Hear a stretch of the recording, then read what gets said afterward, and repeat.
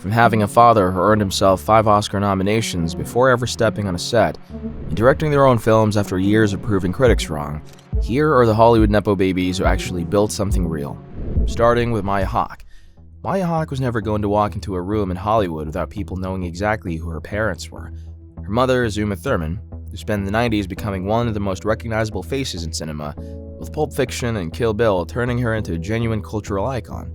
Her father is Ethan Hawke, who built a career that ran from Before Sunrise to Boyhood and earned him 5 Oscar nominations along the way. So when Maya started acting, most of the conversation was about her family before anyone had seen what she could do. That kind of pressure comes from having 2 famous parents who are respected in very different corners of the industry. She studied at the British American Drama Academy, and later at the Juilliard School, which is not a place you get into because of who your parents are. Juilliard is notoriously selective, and its training is built to produce actors with real technical foundations. That part often gets left out, but it matters because she was trying to build actual skill instead of relying on access. The role that changed everything for her was Robin Buckley in Stranger Things, which she joined in the 3rd season in 2019. Robin joined a show that already had established favorites, so she wasn't entering as the center of attention. Expectations were already stacked against her before she even appeared on screen. Robin didn't stumble. She became one of the most talked about additions the show had made in years. Robin had a dry, offbeat energy that played well against the rest of the cast. In season 3, Robin comes out to Steve in a quiet bathroom scene, and Maya played it with a sincerity that really landed with audiences. She wouldn't stop staring at you. Mrs. Click? Tammy Thompson. I wanted her to look at me. Audience reactions showed the scene meant a lot to viewers, with one person saying, "Her coming out to Steve's scene is one of the best moments in the show in my opinion. Her character also gave me the confidence to come out as trans myself, even then name myself after her." That mattered in a show like Stranger Things, where a large cast is always competing for screen time. She returned for the 4th and 5th seasons and remained one of the characters audiences responded to most warmly. What she did next made her career more interesting.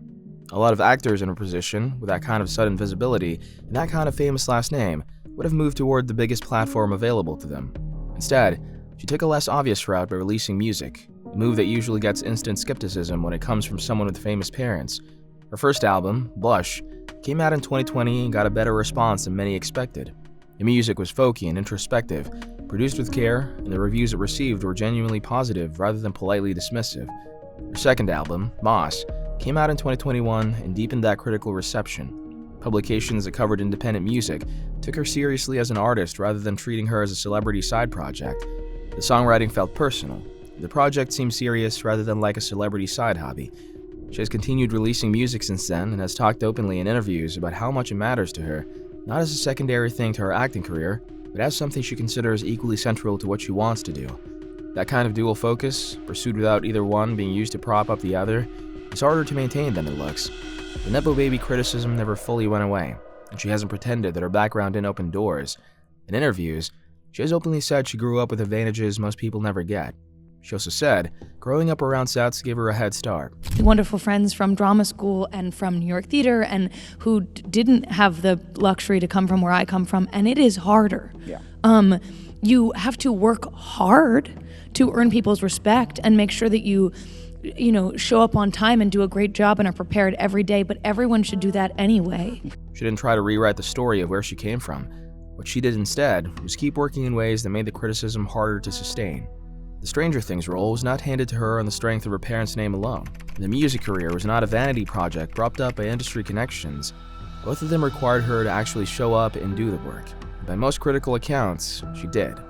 By her mid-20s, she had built careers in both acting and music, and each one stood on its own. Her parents gave her the doors. She's the one who figured out what to do once she was through them. Like Maya, who had to fight criticism from 2 directions at once, the next person on this list came into the conversation with an even longer list of famous connections and somehow found a way to outrun all of them. Zoe Kravitz comes from one of the most connected families in entertainment. There's really no way to talk about her career without acknowledging that up front.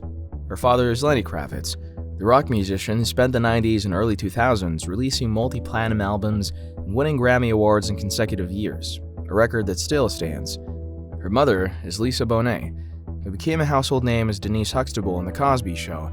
Her stepfather is Jason Momoa, who's now one of the most recognizable action stars in the world.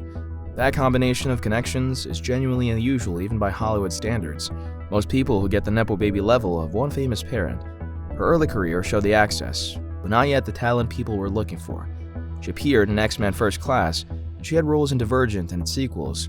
She also showed up in smaller films that kept her working and visible, but none of it made a strong case that she was someone to watch on the basis of what she was actually doing. The roles were there and she was filling them, but the critical conversation around her wasn't separating her from the name she carried. That started to change with Big Little Lies in 2017. The HBO series had a star-heavy cast and a lot of attention on it. Zoe played Bonnie Carlson, a quieter character who became crucial in the finale. She handled it well enough that critics started reassessing what she could do. For me, it's hard not to think of certain folks like the Smiths, but hey, talent can shine through even in the midst of familial connections. Look at someone like Zoe Kravitz, killing it on her own terms. While Nepo babies might be everywhere, let's give credit where it's due to those who prove they've got the chops, regardless of last names. Booksmart in 2019 added another layer. The Olivia Wilde-directed comedy was one of the most genuinely beloved films of that year, and Zoe's performance as a free-spirited, emotionally complex character was part of what made the cast work. Then came The Batman in 2022. Playing Catwoman is one of the most pressured roles in comic book movies. The character has been played by Michelle Pfeiffer, in a performance that many people consider untouchable, but Halle Berry, in a version that is generally remembered as a disaster. Every actor who takes on the role is immediately measured against those two extremes, and the scrutiny is disproportionate to almost anything else in the genre. Zoe's version clicked. The reviews that came out when the film released were largely positive about her specifically, which was not guaranteed. An audience response confirmed what the critics were saying. Perfect. She's just like comics Catwoman. Badass, sexy without having to be half naked like some characters in comics. Her relationship with Batman is also well made and pretty accurate. And completely agree, I thought she nailed the character. She brought a grounded quality to the character that fit the overall tone of that film, which was darker and more grounded than most superhero movies. She didn't try to out-Pfeiffer, she built something of her own. In 2024, she directed her first feature film, Blink Twice, a psychological thriller that she also co-wrote. Reviews were mixed, but people treated her like a real filmmaker with a point of view. Across all of it, she kept choosing projects that asked something of her. She took on a major HBO drama next to some of the best actors in television and in one of the most scrutinized comic book roles in recent memory. She stepped behind the camera and made something she cared about. None of that proves the access didn't help her get the room. It did. But what she's done inside these rooms has built a case that's harder to dismiss than the one that existed at the start. And if Zoe came in with the most connections, the next person on this list came in with the longest Hollywood bloodline, stretching back not one generation, but three. Dakota Johnson is something that most people on any Nepo baby list don't have, which is 3 generations of Hollywood royalty behind her. Her mother is Melanie Griffith, who broke through with Working Girl in 1988. Her father is Don Johnson, who spent most of the 80s as one of the biggest television stars in the country, and her grandmother is Tippi Hedren, who starred in Alfred Hitchcock's The Birds and Marnie in the 1960s. That lineage is extraordinary. It is, by almost any measure, the most complete version of what the Nepo baby argument is pointing at when it talks about inherited access and inherited advantage. She started getting roles in her early 20s, appearing in The Social Network in 2010 in a small part, and building from there in the way that most young actors do. The television appearances and supporting film roles that kept her working. But the big break came when she was cast as Anastasia Steele in 50 Shades of Grey, which was released in 2015. The 50 Shades role was a double-edged opportunity.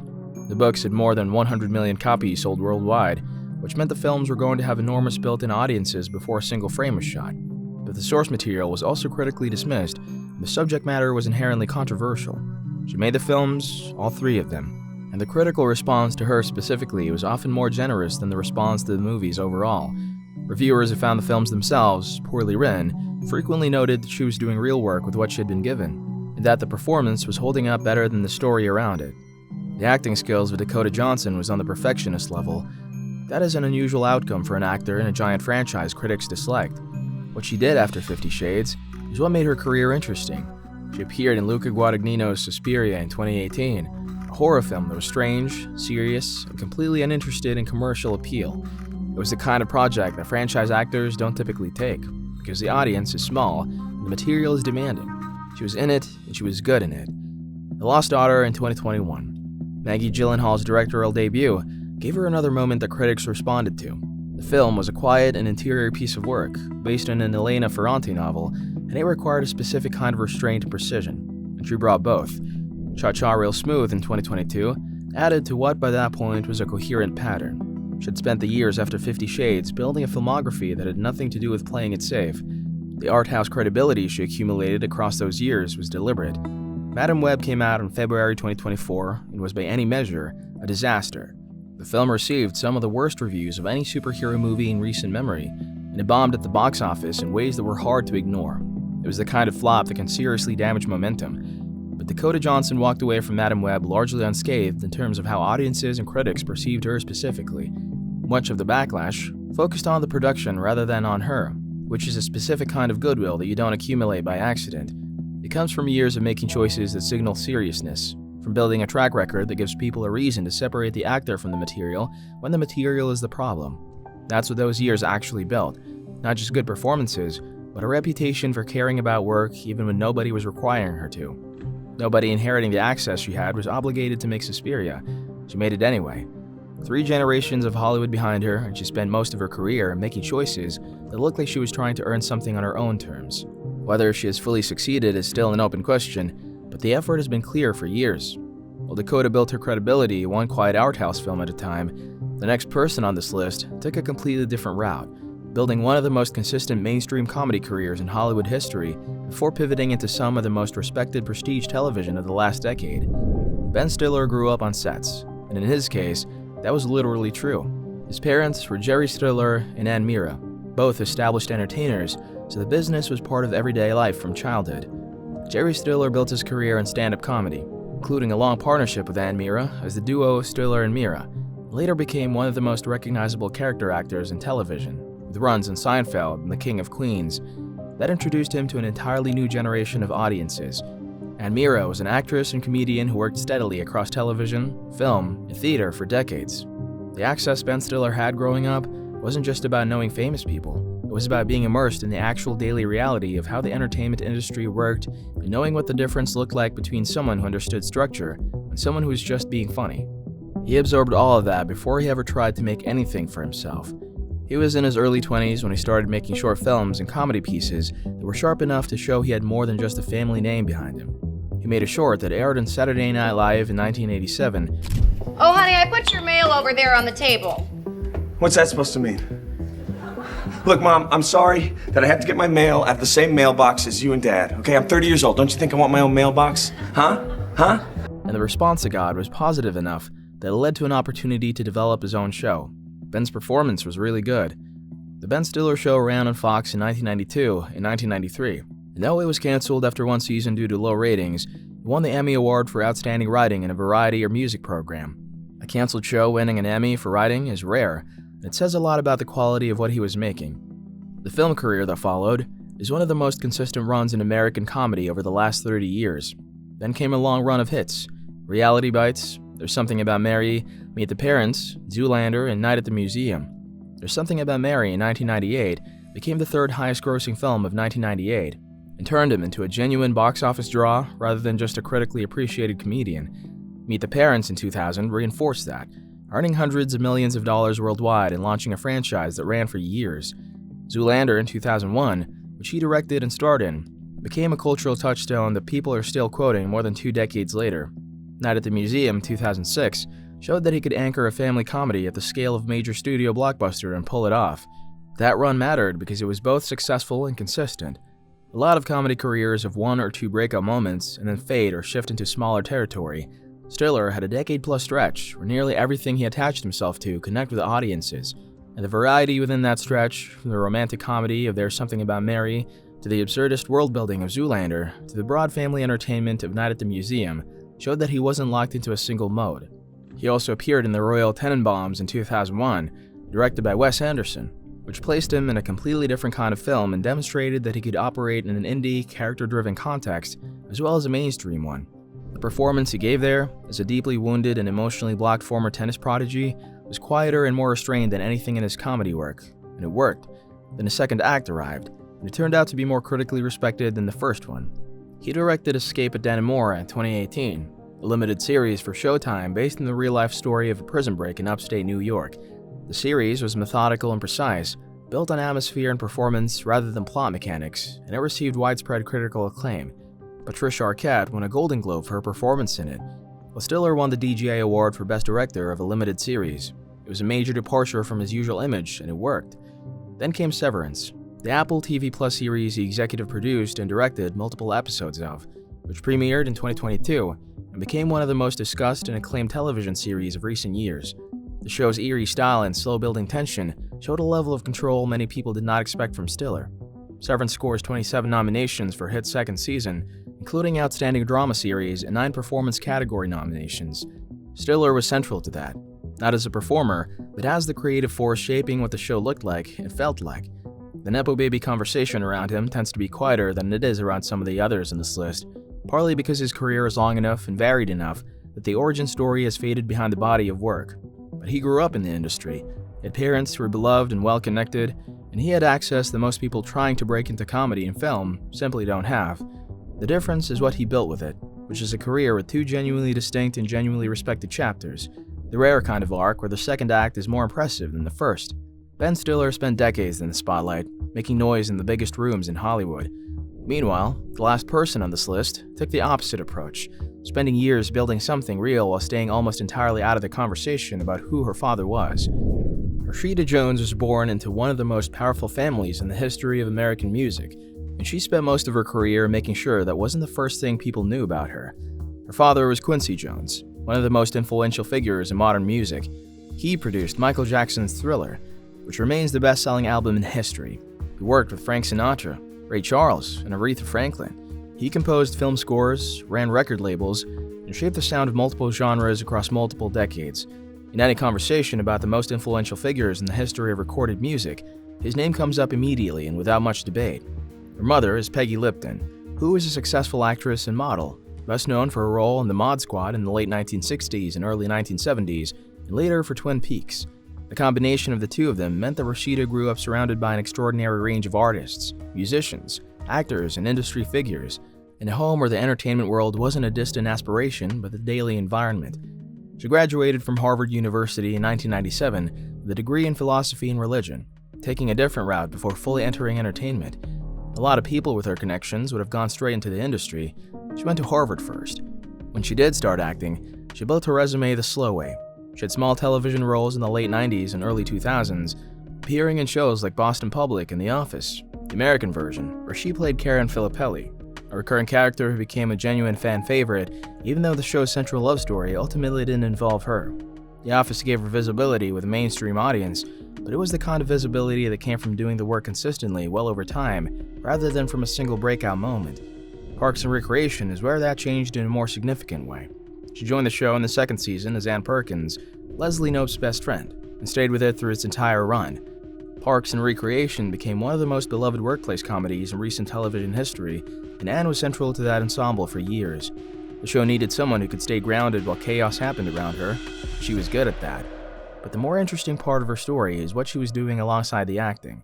In 2012, she co-wrote Celeste and Jesse Forever, a romantic comedy that she also starred in alongside Andy Samberg. The film got solid reviews, but the bigger point was that she had written it herself, with the critics saying, "I have no idea if she brought any personal baggage to the film. It feels like a very knowing tale." It showed she could create strong material, not just wait for roles to arrive. That changed the way the industry thought about her. Being a strong performer in a popular ensemble comedy is one kind of credential. Being the kind of person who writes a well-reviewed film is a different kind, and combining the two placed her in a category that very few actors occupy. She moved increasingly into producing and writing work after that. She developed documentary projects, worked behind the camera in various capacities, and built a profile as someone with genuine creative range rather than someone who was simply a talented actor with a famous name. The producing work in particular reflected a kind of industry knowledge and relationship building that takes years to develop. That doesn't come automatically, even with a connection she was born with. Throughout all of it, the Quincy Jones connection was present but not loudly deployed. She's talked about her father in interviews with warmth and admiration, but her career was not built on trading on his name in visible ways. She didn't position herself as the daughter of the man who made Thriller. Your parents saying when they saw this movie? They're incredibly proud of me. She built her own relationships, her own projects, and her own reputation at a pace that was slower and quieter than what was available to her if she had wanted to move faster and louder. That restraint is actually the most striking thing about her career when you look at it from a distance. She had access to every door, every room, every conversation that the most connected family in the music industry could provide. She walked through those doors at her own pace, through Harvard and small television roles, in a co-written screenplay and a long run in a beloved ensemble comedy, building something that had her own name on it in ways that felt earned rather than inherited. The Nepo baby conversation comes for everyone with her background eventually, and it has come for her too. But the career she built makes that argument harder to maintain.